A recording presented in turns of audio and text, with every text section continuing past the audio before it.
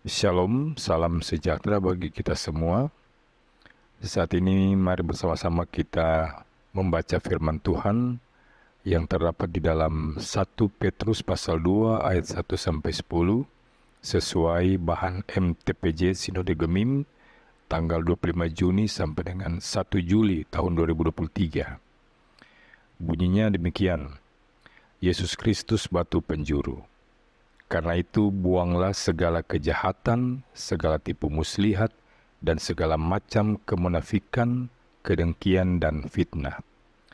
Dan jadilah sama seperti bayi yang baru lahir, yang selalu ingin akan air susu yang murni dan yang rohani, supaya olehnya kamu bertumbuh dan beroleh keselamatan jika kamu benar-benar telah mengecap kebaikan Tuhan.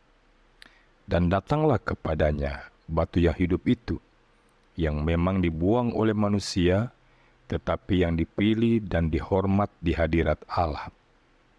Dan biarlah kamu juga dipergunakan sebagai batu hidup untuk pembangunan suatu rumah rohani bagi suatu imamat kudus, untuk mempersembahkan persembahan rohani yang karena Yesus Kristus berkenan kepada Allah.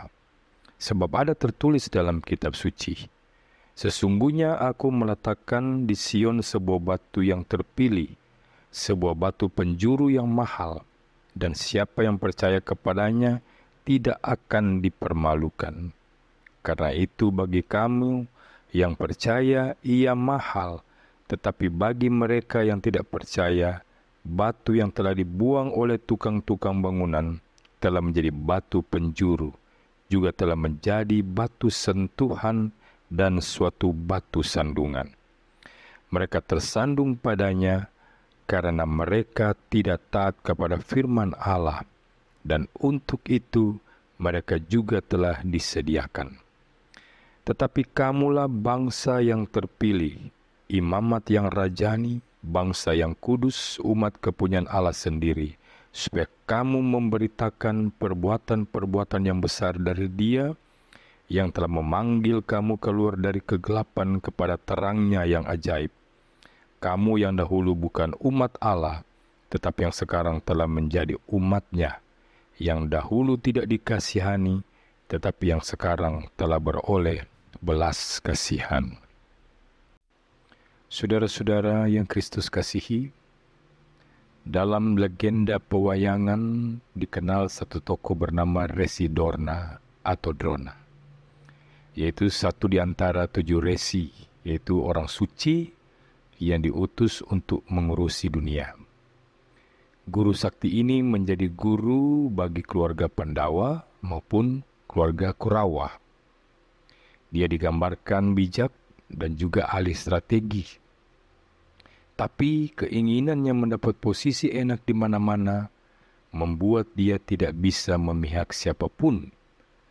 Demi apa yang dia pandang baik, dia bisa saja memihak pada yang baik, tapi juga bisa berbalik berpihak pada yang jahat. Dia senang Arjuna, tapi dia lebih senang pada anaknya sendiri. Pada akhirnya, Drona yang sakti harus mati dipenggal dalam peperangan oleh Dresdayana melalui taktiknya. Kelicikan akhirnya berbuah kelicikan. Penghancuran berbuah kehancuran. Ini membuktikan bahwa bermuka dua tidak selalu menguntungkan. Hal yang seperti ini juga menjadi isu penting yang dikemukakan dalam surat Petrus yang pertama.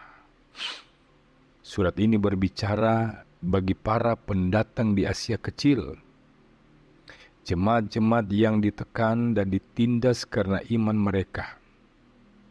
Ketika kita ditantang dengan pergumulan yang besar, mungkin kita akan dipaksa menyerah. Perikop ini memperkuat iman mereka dengan memperkuat jati diri mereka. Jangan bermuka dua. Ambil sikap dan teguhlah dengan pilihan yang diambil. Tentu lebih mudah menjadi orang jahat daripada yang menjadi baik. Lebih mudah saudara berbohong daripada jujur, karena jujur itu menuai banyak konsekuensi. Kita bisa dibenci, dikucilkan, diacuhkan, dipinggirkan. Kadang orang lebih menerima dibohongi dibandingkan diberi ungkapan yang jujur. Entahlah saudara setuju atau tidak dengan pandangan ini. Tapi Petrus mengingatkan agar mereka dan kita juga jangan berpura-pura. Tidak lagi berdusta, membuang segala yang jahat. Artinya kalau sudah dibuang, tidak mungkin dipungut lagi. Buang berarti meninggalkan semuanya itu dan tidak menggunakannya lagi. Kejujuran rupanya menjadi sorotan utama Petrus bagi pembaca surat ini. Dan memang kebanyakan di dunia saat ini sangat sulit menjumpai orang yang masih mau mengembalikan dompet dengan utuh ketika dia temukan di jalan. Atau tidak pamrih ketika menolong orang lain. Kadang pun kalau sudah bicara perut, maka kasih dan persaudaraan itu bisa luntur. Tapi menjadi jujur dan haus akan susu rohani yang murni akan membuat jemaat bertumbuh dan diselamatkan.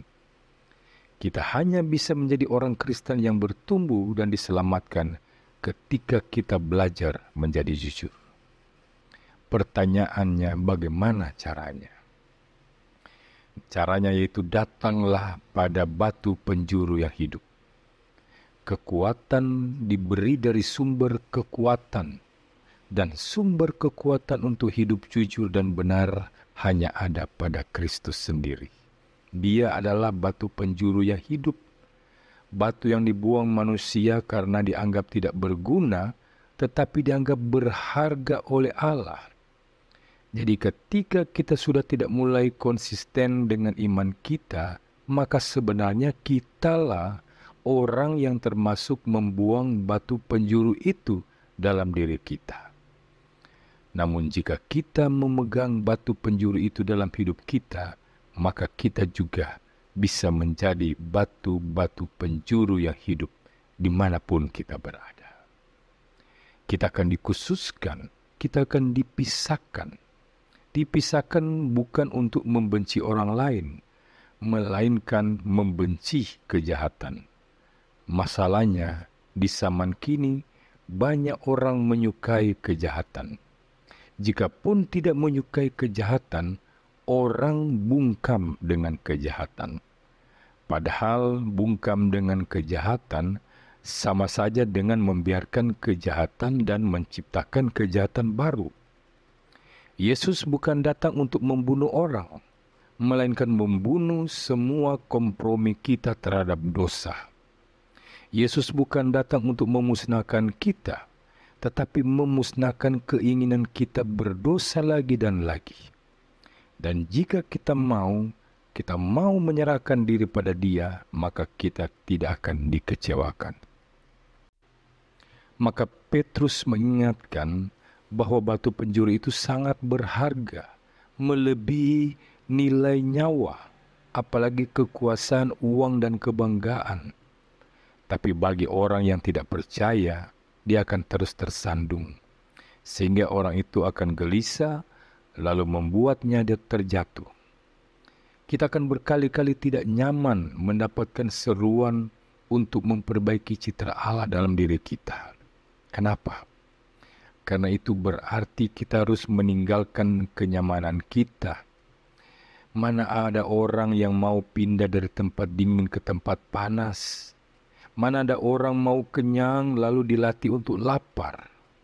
Mana ada orang yang mau disuruh duduk kemudian diminta berdiri? Dan terus firman Tuhan akan menjadi batu sandungan bagi mereka yang merasa firman Tuhan itu sesuatu yang tidak berharga. Tapi Petrus terus mengingatkan pembacanya bahwa kita adalah bangsa yang terpilih. Kenapa terpilih?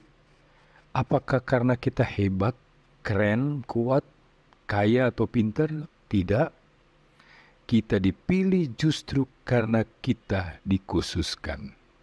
Orang Israel kemudian menyalahartikan ini, saudara. Mereka menganggap sebagai sebuah peristiwa untuk membenci orang lain. Tapi tidak demikian. Maksud Tuhan bukan itu. Allah memilih kita untuk keluar dari kegelapan untuk masuk dalam terang-Nya. Allah tidak ingin kita membenci mereka yang tinggal dalam kegelapan, tetapi membenci kegelapan itu. Allah tidak ingin kita membenci mereka yang berdosa, tapi membenci dosa itu, supaya kita bisa menjadi pemberita Injil. Karena itulah identitas umat Allah, khusus dan terpisah, dibebaskan dari kuasa dosa karena belas kasih Allah. Renungan sepanjang minggu ini memperhadapkan kita bahwa jiwa drona selalu ada dalam diri kita. Kita ingin baik, tapi selalu ada tantangan untuk menjadi tidak baik. Tapi Petrus mengingatkan kita bahwa menjadi baik itu karya Tuhan dalam diri kita, bukan muncul dengan kekuatan kita. Hanya dengan berserah kepada Yesus dan tunduk padanya, kita bisa berbuat baik. Rasanya tidak ada keraguan dalam hidup bersama Tuhan. Tidak ada abu-abu, hanya ada hitam atau putih. Kenapa demikian? Karena penghakiman tetap ada, dan itu tidak mengakomodir warna abu-abu. Kiranya kita mampu utuh. Apa yang kita katakan, sanggup kita lakukan. Apa yang kita ajarkan itu, itulah yang kita teladankan. Apa yang kita janjikan, itulah yang harus kita penuhi. Maka jadilah batu penjuru yang hidup untuk pembangunan iman sesama kita. Tuhan Yesus memberkati kita semua. Amin.